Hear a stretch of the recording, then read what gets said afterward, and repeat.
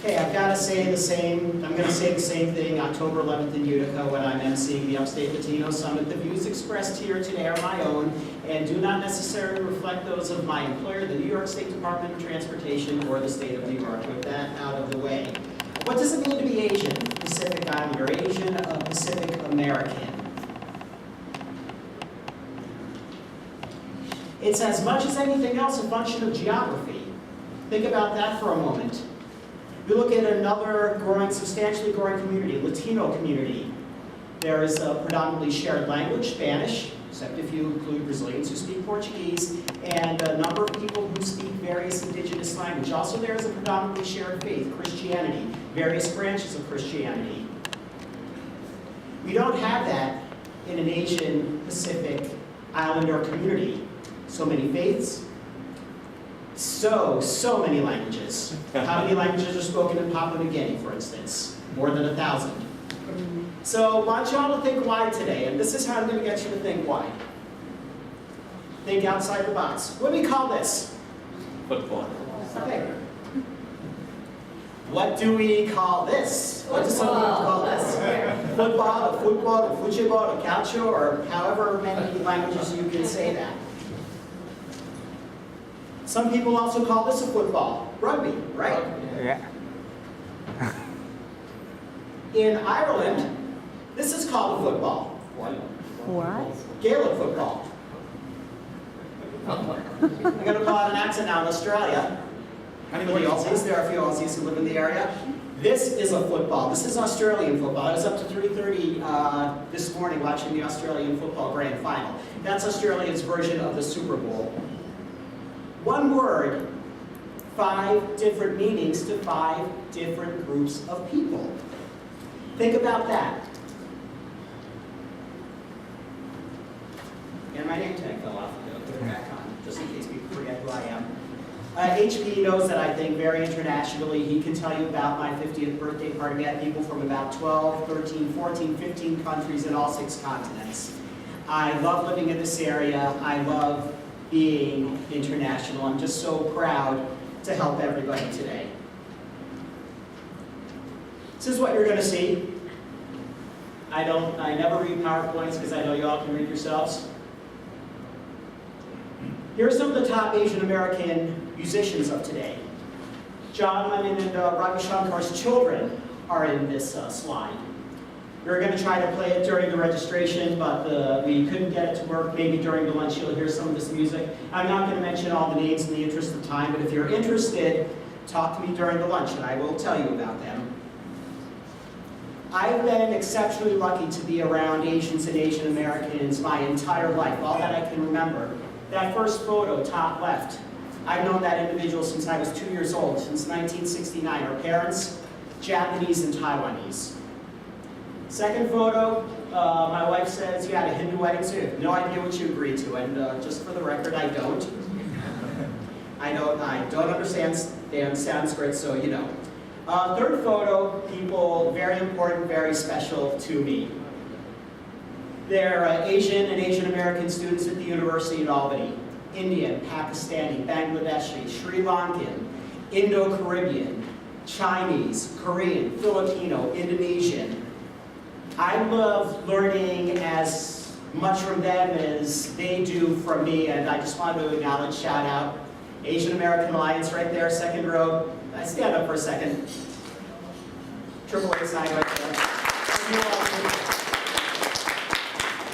Love these kids, and I've been very proud to be their mentor, and it came in very handy in January of last year in the infamous bus incident that many of you know about. And the initial statements from the school administration left a lot to be desired because it started a very inflammatory series of postings on Facebook, social media by the students. I had to tell them, as basically the only adult in the room, said, you don't know all the facts. Let's wait till everything plays out. First quiz, there are going to be a few quizzes here. What do 7 of these ladies have in common? This picture was actually taken right here at the Albany Marriott last year. This is from the Miss Festival of Nations contest. You see me in the middle there where you're doing a goofy point thing.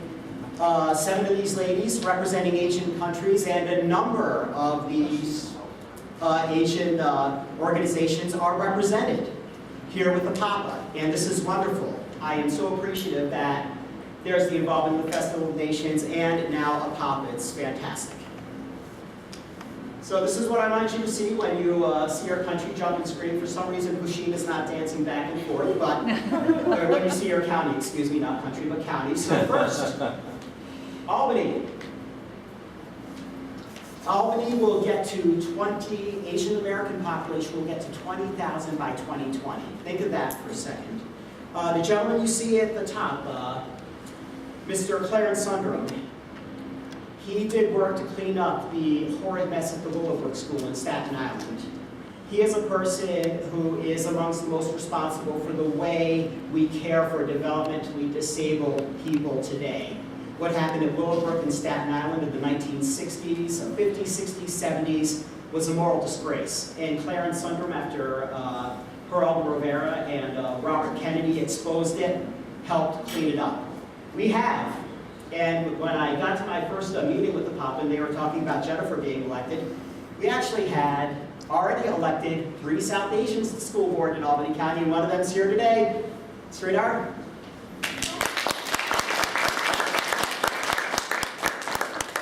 Charmaine from Bethlehem, Sema from Yodeland, Sema should be here a bit later. The fabulous Yono. That restaurant right there, go to, love Yono's by the way. That restaurant was the Occidental Oriental restaurant at the bottom of State Street back in decades ago. What's that restaurant now? The famous Jack's. Columbia County to the southeast of Albany County. There is a substantial Bangladeshi community there.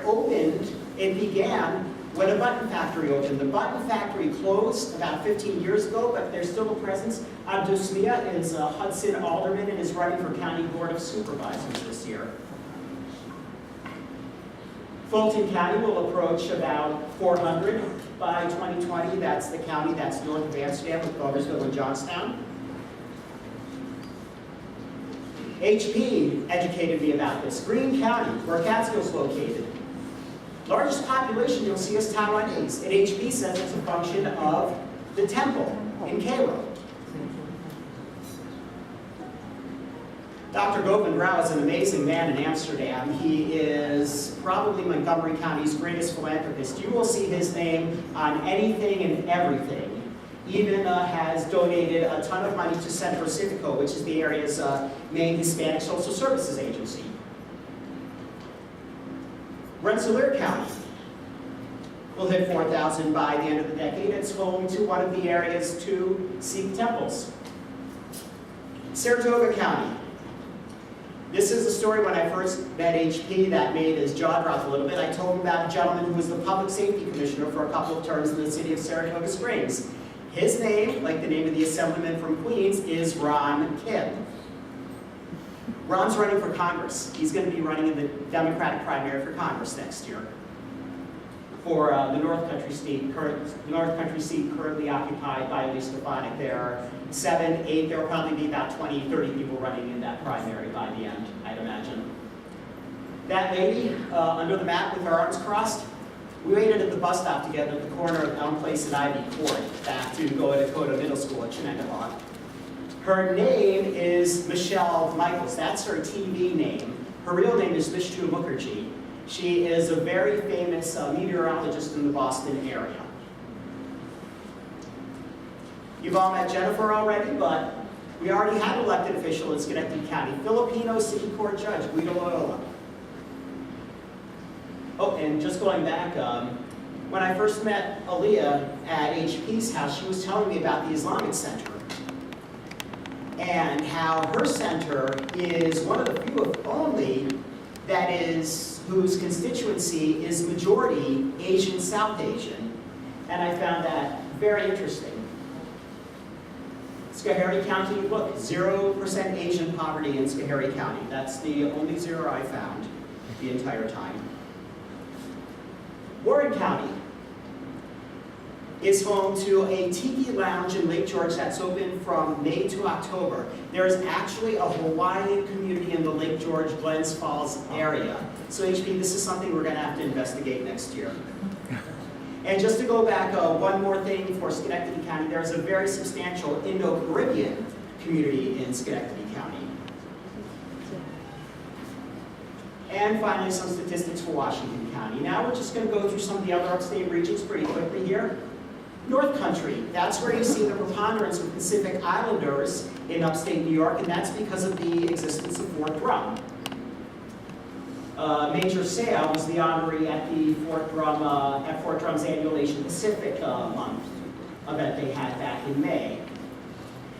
The Dorjan family in Plattsburgh, they run a restaurant called Himalayan. They are Tibetan. In November of last year, Tenzin, the husband, went to a Walmart, was greeted not so kindly by two gentlemen in camouflage. And they told him, hey Chink, get the leap out of our country. He's maintained his dignity and will continue to do what he does. Hiroshi Ito, he passed away earlier this year or last year. He helped found the political science department in SUNY Plattsburgh. This is the new immigration flashpoint in the United States. My voice projects very well, I know you can hear me. This is Roxham Road in the town of Champlain. Right there, cabs have been dropping thousands of people off right there. They walk a few feet, they're at the border. That's Royal Canadian Mounted Police. They arrest them, and they bring them to Montreal, to the Olympic Stadium complex, and they are beginning the process of trying to become Canadian citizens. But that is the new immigration flashpoint, one of the new immigration flashpoints in the United States, between Champlain, New York, and Hemingford, Quebec. The Utica area. Note, the three largest populations, Southeast Asian, function of Utica being a refugee city. The Syracuse area, that top left photo. And I told the Papa board about this when I was giving them a preview of the PowerPoint. That's a Sikh temple. It was in 2001, after the 9/11 attacks. A couple of kids thought this said, "Go Bin Laden." So they firebombed it. The temple was rebuilt very quickly. It is a beautiful edifice now. The Rochester area. There's a substantial Laotian community in Rochester and the surrounding suburbs. And they have a high school scholarship fund for Laotian American students. That lady, bottom right, about a decade ago, she was working at was then Capital News 9, now Spectrum News, Sri Lankan American. Her parents and her extended family actually built the main Hindu temple in Monroe County. It's predominantly for Sri Lankans. Her name is Sumi Somaskanda. She now works at Deutsche Welle, the German state broadcasting service. She is their English language TV anchor. And my wife and I, we were very happy and proud to be at her wedding, which was 5 years ago yesterday. We love Sumi. The Buffalo area. Orphaned in Seoul, Korea, or basically left on a street corner in Seoul, Korea, came to Rochester. She and her husband, Kim and Terry Bigula, they own the Buffalo Bills. One second, you'll see my allegiance here. Thank you very much. And the Buffalo Sabres. Satish Tripathi, President, University of Buffalo. Satish Mohan, you see in the third row, middle, former town supervisor, town of Amherst, New York. Dan McCoy, Chinese Malaysian, President, Erie Community College. Southern Tier, so many people doing so many amazing things. I want to highlight Professor Lacey Yun, who helped establish the Asian and Asian American Studies Department at the State University of New York at Binghamton. That bottom picture is a park for the American Civic Association. That's the main refugee group in Binghamton. 8 years ago, April 2009, a former client came in. Mass murder and suicide. 13 people, and he died. Those doves that are illuminated, represent the 13 souls taken that day. Here are the other refugee agencies in upstate New York, all doing fabulous work. Our Pacific Islander population, you see, they say Census American Community Survey says 2,086 across upstate. Margin of error is about 1,500, so there may be as few as 500 or as many as 3,500. It's not a very large community here. A little bit of our immigration history now. Read that and just try to figure out who said that. And substitute Germanize for anything else, any other ethnicity, any other race. Here's who said that.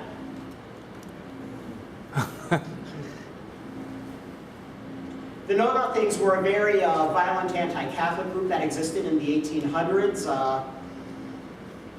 Horrible event that took place in Kentucky back then. The Chinese Exclusion Act of 1882.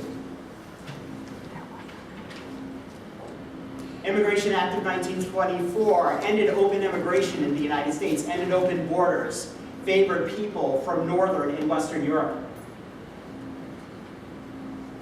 Basically discriminated against this guy because of his last name. First year class at St. John's Law School, you should be able to get a pretty good job, right? Yeah. Oh, cool. CUNY's protected classes for affirmative action, City University of New York. Which group was added in 1976? Q. Yeah.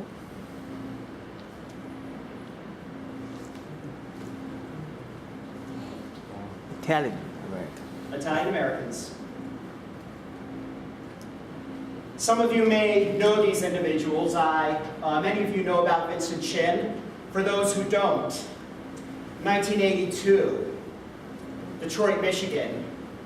The height of angst of American automakers losing their sales to Japanese automakers. Father and stepson in a bar. Vincent Chin was at that same bar for his bachelor party. Thought he was Japanese, murdered him. They never served a day in prison. Mr. Modi, early 1990s in New Jersey, there was a group that formed called the Dockbusters. Takeoff on the movie Ghostbusters from about 6-7 years earlier. Dockbusters to represent Indy that women wear their foreheads. Said we don't want them here, they smell, their food's disgusting. 4 men beat Mr. Modi to death. In academia, there is this, in some sects of academia, there's this idea that people of color can't be racist. The 4 men who beat Mr. Modi to death, 4 Latino teens.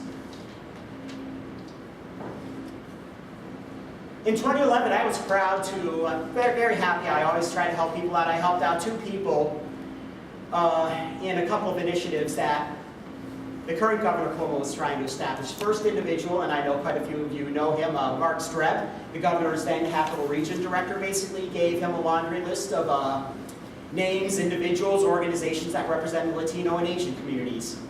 A bit later on, Jorge Montalvo, who was the first director of the Office of New Americans, just basically started picking my brain. What do you know about the Latino community in this upstate city, that upstate city, that upstate city? I do this because I think immigration is good. Immigration helps. Be it in the high economic strata of high-tech academia, or in the more working class strata of the service economy, or agriculture. Immigration is very helpful. Some people like to say, and I've heard this from people in both parties, that, oh, there's crime. 2 studies, I'm not going to mention them, you can read them, and it kind of shoots that argument down. And with that, I thank you very much today.